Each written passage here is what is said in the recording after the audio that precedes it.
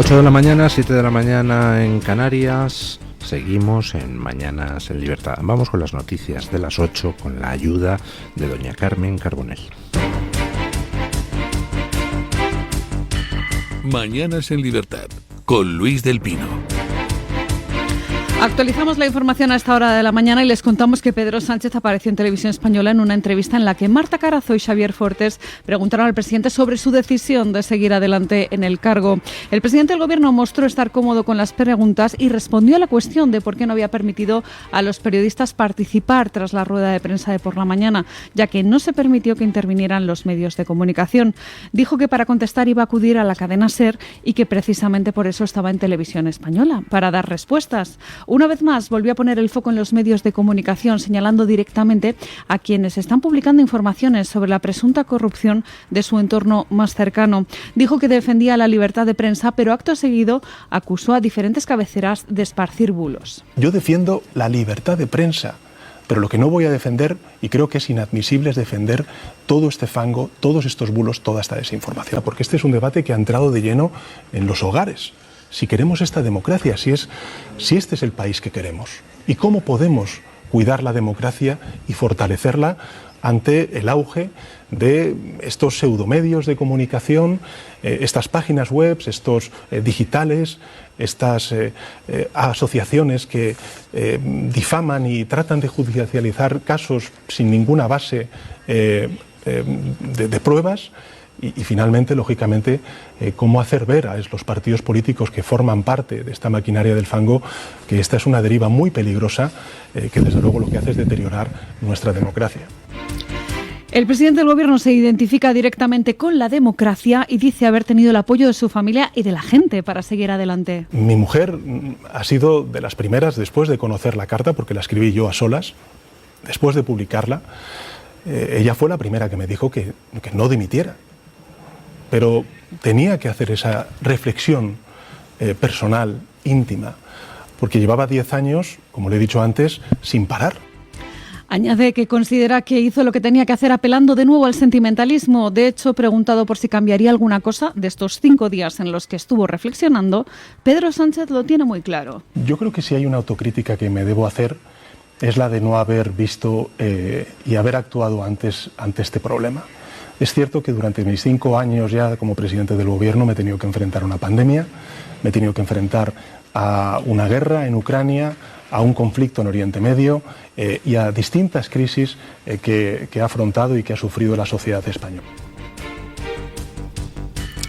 Lo que más me gusta de las frases que hemos oído de Pedro Sánchez es lo de hay que abrir un debate sobre el papel que tienen que tener los medios. Dice, es un debate que ya ha entrado en las casas. Sí, yo ayer fui a ver a mis vecinos y en todas partes, según entraba en la casa, estaban todos comentando cuál es el papel de los medios en una democracia occidental. Están todas las casas preocupadísimas por ese debate.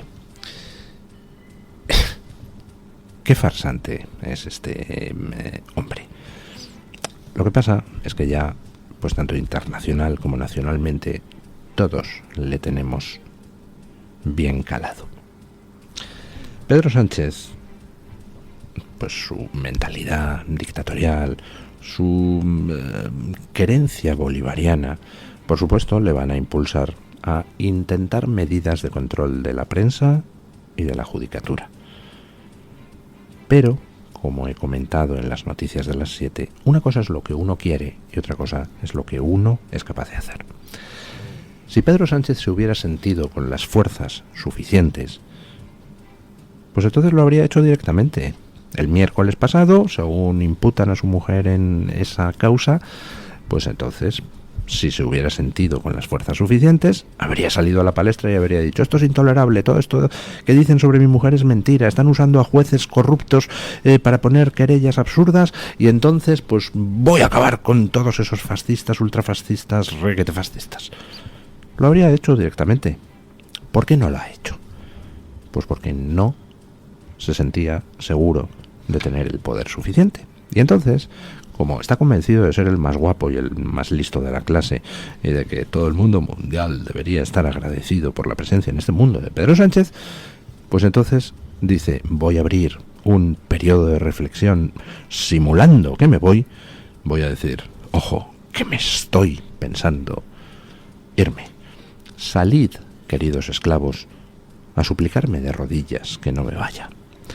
Y entonces resulta que se ha encontrado con que los siervos, en lugar de salir a las calles pues mesándose los cabellos y echándose ceniza por la cabeza y rompiéndose la ropa, por favor, Sánchez, no te vayas, pues los siervos, cuando escuchamos a Pedro Sánchez decir, ojo que me voy, resulta que prorrumpimos todos en un grito de alegría, venga, sí, ¿cuándo? Por favor, venga, ¿dónde hay que firmar?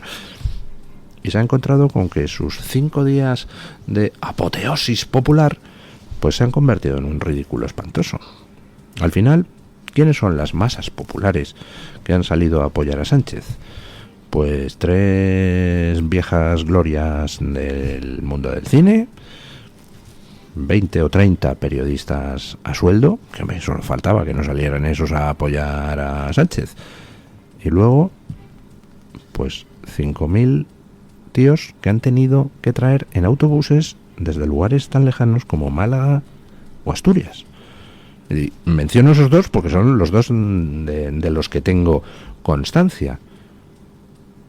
Resulta que un partido que solo en Madrid tiene cientos y cientos y cientos de miles de votos, que en toda España tiene 20.000 concejales, un partido que tiene 1.000 asesores, un gobierno que tiene 1.000 asesores, 366 altos cargos, y resulta que convocan una manifestación de apoyo popular a Pedro Sánchez en Ferraz y van 4 gatos y el del tambor. Con lo cual Sánchez, que trataba de reforzarse mediante un baño de masas, pues lo que ha hecho es dejar patente ante todo el mundo que carece de fuerza ninguna. Con lo cual, si no se sentía con fuerzas para dar el autogolpe el miércoles pasado, pues hoy ni les cuento. Por cierto, eso es un argumento que utilizó ayer Feijóo y que me parece muy bien traído. Efectivamente, después de hacer el ridículo tienes todavía menos fuerza que antes. Con lo cual, ¿Sánchez va a intentar dar su autogolpe? Claro, por supuesto que lo va a intentar. Sánchez está rodeado por las sospechas de corrupción. Sánchez está en entredicho. En estos momentos, por encima de Sánchez hay un inmenso signo de interrogación que dice, Sánchez, ¿cómo es posible que tanta gente a tu alrededor hiciera tanto dinero traficando durante la pandemia con material sanitario? ¿Cómo es posible que tanta gente a tu alrededor hiciera tanto dinero apropiándose de los fondos que Europa mandaba para tratar de restablecer la maltrecha economía española? Sánchez, ¿cómo es posible que tanta gente haya robado a tu alrededor tanto y tú no nos des ni la más mínima explicación? Sánchez, en estos momentos, es un cadáver político y lo sabe. Que alguien que está entre la espada y la pared pues se puede revolver y tratar pues de hacer alguna jugada, sí, muy posiblemente lo intente, pero le desafío, hágalo, señor Sánchez, venga a por nosotros los medios de comunicación libres, venga a por los jueces que tratan de impartir justicia en este país. Venga, inténtelo. Se ha librado usted demasiadas veces de la dimisión y de la cárcel. Nada nos satisfaría más a muchos que el que usted, en persona, terminara de traspasar el Código Penal. Y digo que nada nos satisfaría más porque sentiríamos un gran placer viéndole a usted responder delante de un juez y terminar sus días en la cárcel por todo el daño inmenso que ha hecho a España y a los españoles. Fíjese, señor Sánchez, que yo no le deseo a usted encarcelamientos arbitrarios. Fíjese, señor Sánchez, que yo no pido que cierren medios de los que a usted le apoyan. Por 2 razones. Primero, porque creo en la democracia y en la libertad. Y creo, por tanto, que hasta usted tiene derecho a ser juzgado por un juez y a contar con un buen abogado defensor. Y segundo, porque es que no nos hace falta A los que creemos en la democracia no nos hace falta recurrir a medidas dictatoriales como usted hace. ¿Por qué? Pues porque a los medios que a usted le apoyan, a los medios falsarios, a los difusores de bulos, les derrotamos simplemente con la verdad, contraponiendo a sus bulos información. Y a quienes como usted, presuntamente, han infringido el Código Penal, no necesitamos aplicarles medidas dictatoriales. Simplemente necesitamos llevarles ante un juez justo que, escuchando a su abogado defensor y al fiscal y a las acusaciones, tome al final una decisión sobre su futuro penal. Si usted intenta venir a por la prensa libre, si usted intenta ir a por los jueces independientes, créame, señor Sánchez, que vamos a hacer todo lo posible para que usted acabe en la cárcel, que es donde merece estar. Tras la declaración de Sánchez, Sumar se suma a su intención de controlar a los jueces y quiere aprovechar el vacío en Bruselas para meter mano a la justicia. Tal y como nos contaba ayer Germán Terç en estos micrófonos, dada la proximidad de las elecciones europeas, el mandato de la Comisión ha entrado en una fase de interinidad. Es decir, dado que el Europarlamento ha cerrado su Cámara, hasta que no se termine el proceso electoral no se renovarán los cargos y por eso tendremos que esperar hasta el mes de junio. Así que los de Yolanda Díaz abogan por usar estos meses de transición en las instituciones europeas para hacer las reformas que ellos consideran pertinentes, según publica The Objective. Aprovechando este vacío del comisario de Justicia europeo, el belga Didier Reynders, que dejó claro que no respaldaría una reforma que pudiera dejar en duda la independencia de los jueces, los de Sumar quieren renovar con mayoría simple el Consejo General del Poder Judicial. Tanto Sumar como otros representantes de partidos aliados del PSOE, como es Esquerra Republicana de Cataluña, sostienen que es el momento de resolver el asunto porque consideran que es la única manera de sortear los vetos de la Unión Europea. Fíjense ustedes que no ocultan sus intenciones. Lo dice claramente Yolanda Díaz. Son los mensajes que se trasladan internamente en el partido. Quieren aprovechar que ahora pues no hay comisión.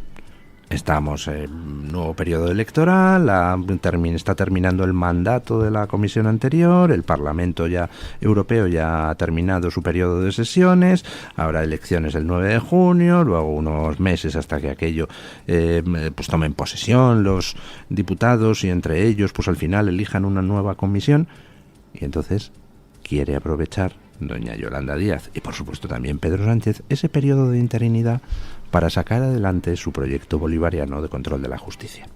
Ya saben ustedes lo que pasó la vez anterior, cuando el PP dijo no vamos a renovar el Consejo General del Poder Judicial sin antes modificar el sistema de elección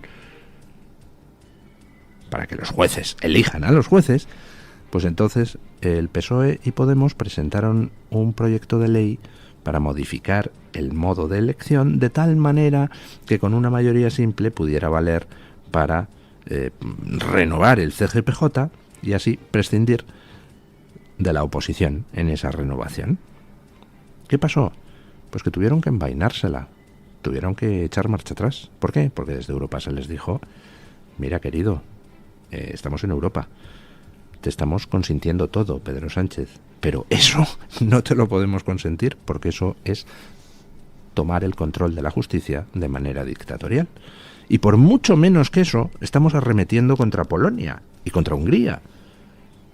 Así que no puedes hacer eso. Y tuvo que echar marcha atrás. Y entonces, ahora, según se rumorea en los entornos de Yolanda Díaz, quieren aprovechar para tomar el control que antes no pudieron, quieren aprovechar pues esa situación de interinidad en Europa. No pueden dejar más claras sus intenciones dictatoriales. Inténtelo, doña Yolanda. Inténtelo, don Pedro Sánchez. Y entonces, para empezar, se va usted a encontrar con la prueba de quién tiene apoyo popular. Spoiler, como se dice ahora. No es usted el que lo tiene. En Hamburgo, una concentración de un grupo islamista llama a la instauración del califato y aplicar la Sharia, la ley islámica, en toda Alemania. La manifestación, promovida por Muslim Interactive, una organización sucesora de un grupo islamista que fue prohibido en 2003, congregó a más de 1.000 personas. Durante la concentración se corearon consignas islamistas y se exhibieron carteles donde ponía «El califato es la solución y no a la dictadura de los valores». Este grupo islamista estaría dirigido por Jo Adae Boteg, que se hace llamar ahora Rahim y que estudia en la Universidad de Hamburgo, pero que en Instagram y en TikTok actúa como una especie de influencer islámico. Bueno, pues ahí lo tienen ustedes. Mientras aquí Pedro Sánchez se dedica a hacer el ridículo, pues en el mundo siguen pasando cosas. Por ejemplo, en el mundo pasa que Israel le hace una oferta de alto el fuego a Hamás, resulta que Hamás la rechaza. En el mundo pasa, por ejemplo, que Joe Biden está en estos momentos bajo mínimos de valoración en Estados Unidos. En el mundo pasa, por ejemplo, que ha dimitido el primer ministro escocés, después de que haya dimitido hace un mes el primer ministro irlandés. Oiga, los que están más próximos a Hamás que Israel últimamente están dimitiendo mucho, cosa que me agrada, porque, en fin, a ver si tenemos suerte y dimite también Pedro Sánchez. En el mundo pasan cosas, mientras que Pedro Sánchez actúa como si esto fuera su cortijo, con un desprecio absoluto a todo el mundo, pero especialmente a sus electores y a su partido. En el mundo pasa que tenemos una infiltración en estos momentos de islamistas radicales en Europa que está haciendo que en muchos lugares pues ya deje de regir la ley europea, dejen de regir los derechos humanos, dejen de regir las normas de cada país. Estamos viendo llamamientos abiertos, como esto que ha pasado en Hamburgo, a instaurar la Sharia. ¿Y de quién son aliados todos estos que llaman a instaurar la Sharia? Pues curiosamente de todos los que posturean de defender los derechos de las mujeres y de defender los derechos de aquellos que tienen otras orientaciones sexuales. No se preocupen que ustedes no van a escuchar ninguna declaración de, por ejemplo, Irene Montero, o por ejemplo de las organizaciones que supuestamente representan a los LGTBI, mostrando preocupación porque en zonas de Europa estén reclamando los islamistas implantar una Sharia que obligaría a las mujeres a renunciar a todos sus derechos y quedaría con los homosexuales pues al extremo de una correa atada a una grúa. No se preocupen que no van a encontrar ustedes a ninguno de esos farsantes alzando la voz para advertir del peligro del avance del islamismo radical en Europa.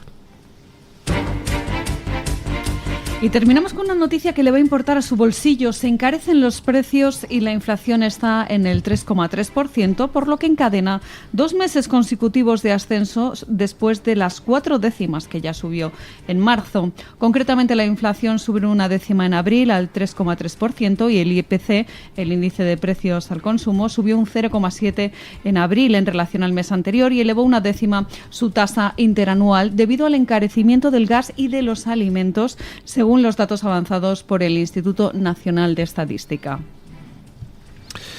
Bueno, y mientras Pedro Sánchez continúa haciendo el ridículo, Pedro Sánchez intenta marcarse un Hugo Chávez que al final se le va a quedar en un Pedro Castillo, pues en el mundo, como he dicho antes, pasan cosas, pero también en España pasan cosas. Yo invito a los oyentes y a los espectadores a hacerse una serie de preguntas. Por ejemplo, ¿cómo estaba el litro de aceite cuando llegó Pedro Sánchez al poder? ¿Cómo está ahora? ¿Cómo estaban las frutas frescas cuando Pedro Sánchez llegó al poder? ¿Cómo está ahora? ¿Cómo estaba el litro de leche? ¿Cómo está ahora? ¿Cómo estaban los números, las estadísticas de agresiones sexuales a mujeres cuando llegó Pedro Sánchez al poder. ¿Cómo está ahora? ¿Cómo estaba usted, querido oyente, querido espectador? Económicamente, digo, en su entorno familiar. Cuando llegó Pedro Sánchez al poder, ¿y cómo está ahora? Con Pedro Sánchez todo es barullo, todo es impostura, todo es un no respetar ninguna norma, ninguna ley. Todo lo que se le opone a Pedro Sánchez es destruible. Pero en el proceso Pedro Sánchez está destruyendo, pues, nuestro derecho a vivir seguros en nuestros propios barrios. Pedro Sánchez está destruyendo lo que es la economía de muchas familias. Pedro Sánchez está destruyendo los intereses de España en su conjunto. No hay enemigo de España ni competidor de España que no esté encantado con Pedro Sánchez. Pedro Sánchez está destruyendo nuestro modo de vida. Pedro Sánchez ha antepuesto sus intereses personales a los de España en su conjunto y a los de todos y cada uno de los españoles.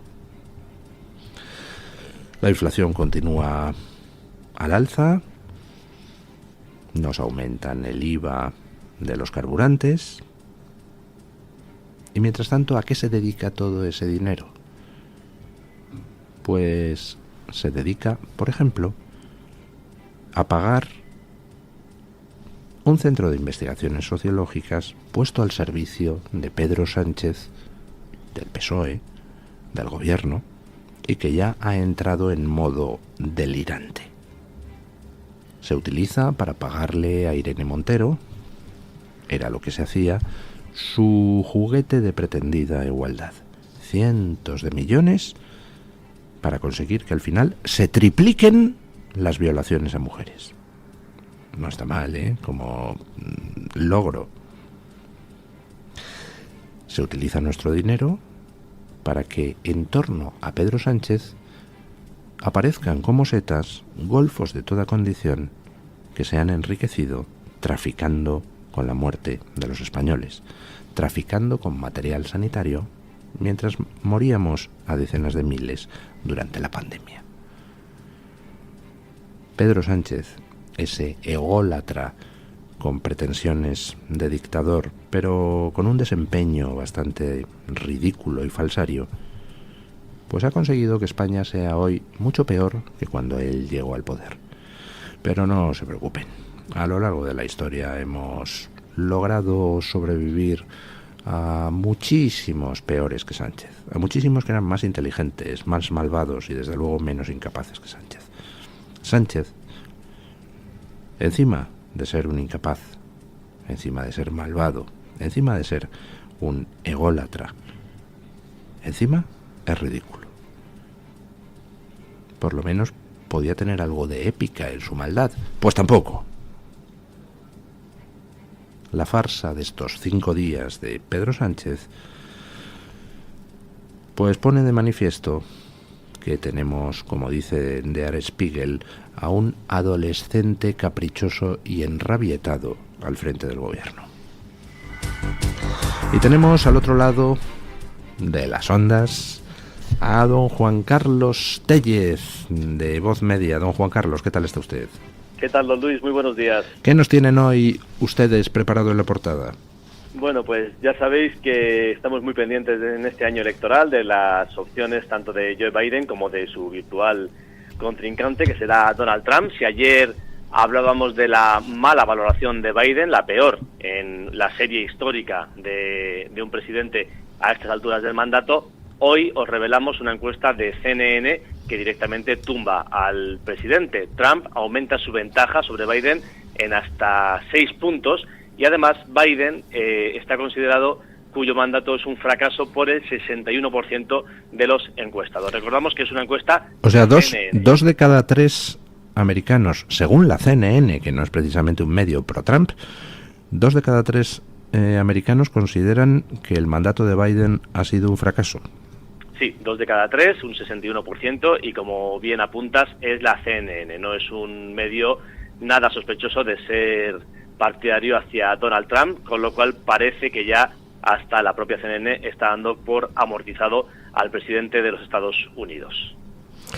Bueno, pues yo tengo la tesis, don Juan Carlos, no sé si usted coincide conmigo, en que después del 22 de agosto, es decir, después de que se disuelva la Convención Nacional Demócrata, pues la cúpula del partido va a designar a dedo a otro candidato. ¿Usted lo cree posible? A ver, Joe Biden no está en un estado para dirigir la principal potencia mundial. Eso lo vemos desde España, lo ven desde Estados Unidos, lo ven sus votantes y lo ve su propio partido. Sí es muy probable que a partir de agosto, cuando pase el tiempo, quede menos tiempo también para las elecciones, surja otro candidato. Ya sabéis que en los últimos meses se ha hablado mucho de Michelle Obama. También es verdad que los Obama nunca han dejado de estar detrás de la presidencia de los Estados Unidos, mueven muchos hilos en el Partido Demócrata y en el propio Joe Biden, y también otros candidatos que podrían sorprender, o no tanto, como el gobernador de California, Gavin Newsom. Ya sabéis que es un perfil muy del agrado del Partido Demócrata, tiene una muy buena imagen en determinados sectores y podría ser esa sorpresa, entre comillas, para darle un golpe a Donald Trump e impedir que revalidara su candidatura. Bueno, pues vamos a ver qué nos depara el futuro. Muchísimas gracias, don Juan Carlos. Saludos, buen día.